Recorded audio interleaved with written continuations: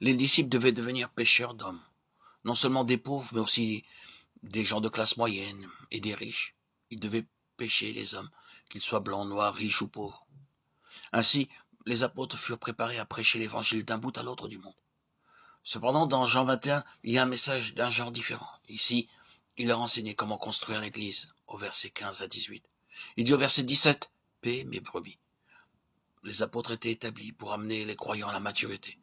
Non seulement ils devaient être sauvés par leur ministère, mais ils devaient être nourris et amenés à la maturité. Notre Seigneur a illustré cela dans Jean 21, lorsqu'il commanda au seul grand poisson de venir dans le filet. Il voulait de gros poissons. Les disciples étaient ainsi préparés et enseignés pour amener les croyants à la majorité et à la pleine maturité, jusqu'à ce que nous soyons tous parvenus à l'unité de la foi et de la connaissance du Fils de Dieu, à l'état d'homme fait, à la mesure de la stature parfaite de Christ. Éphésiens 4:13. Lorsque nous devenons pleinement mûrs spirituellement, nous pouvons alors vivre en union et en unité, sans conflit ni jalousie. Lorsque nous sommes spirituellement des bébés, nous nous querellons par des petites choses, comme le faisaient les croyants de Corinthe, qui se querellaient et disaient du mal les uns des autres. Dans Jean 21, notre Seigneur montre comment les gros poissons vinrent dans le filet sans querelle et sans lutte, mais très calmement, en bon ordre. Ces images montrent aussi l'autorité du Seigneur sur toute la création. Pour en revenir à notre passage,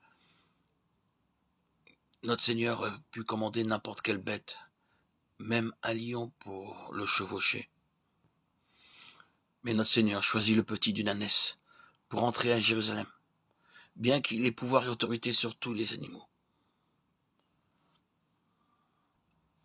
Et c'est à dessein qu'il choisit un ânon. L'ânon est l'un des animaux les plus rebelles. L'ânon ne supporte pas qu'on le chevauche, et celui qui essaie de le faire passe par des moments difficiles. J'ai vu dresser un ânon afin qu'il puisse être chevauché. 2 hommes maintenaient l'ânon pendant qu'un troisième le fouettait pour le faire aller là où il voulait. Ils lui firent subir ce traitement jusqu'à ce qu'il arrête de ruer et leur obéisse.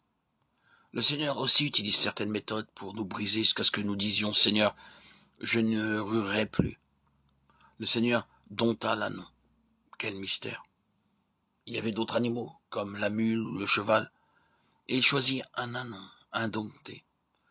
Lorsqu'ils le lui amenèrent aussitôt, il s'assit dessus, et l'ânon ne rua pas. Il porta le Seigneur avec une grande joie et obéissance. Beaucoup d'entre nous, cependant, ne ressemblent pas à cet ânon et ont souvent besoin d'être corrigés. C'est notre nature, nous sommes tellement obstinés. Nous ne nous soumettons pas facilement à la voix de Dieu. Nous voulons seulement qu'il nous obéisse et nous délivre de nos difficultés. Lorsqu'il vient pour faire sa volonté, nous ne voulons pas. Nous voulons que seule notre volonté soit faite. C'est pourquoi beaucoup de croyants ne croissent pas spirituellement. Ils n'obéissent pas implicitement au Seigneur Jésus-Christ. Maintenant, avec quelle joie et quelle humilité l'ânon portait le Seigneur Jésus-Christ. Cette fois, le Seigneur Jésus montre à ses disciples que s'ils veulent être ses vrais disciples, ils devront devenir comme cet ânon. Il était obstiné par nature, mais en présence de Dieu, il devint humble et obéissant. Aucun homme ne peut briser notre volonté. Nous sommes tous très obstinés, et ce n'est qu'après bien des années de correction que nous devenons humbles. Nous apprenons l'humilité de bien des façons fort différentes. Prenez mon joug sur vous et recevez mes instructions, car je suis doux et humble de cœur, et vous trouverez du repos pour vos âmes. Matthieu 11, 29.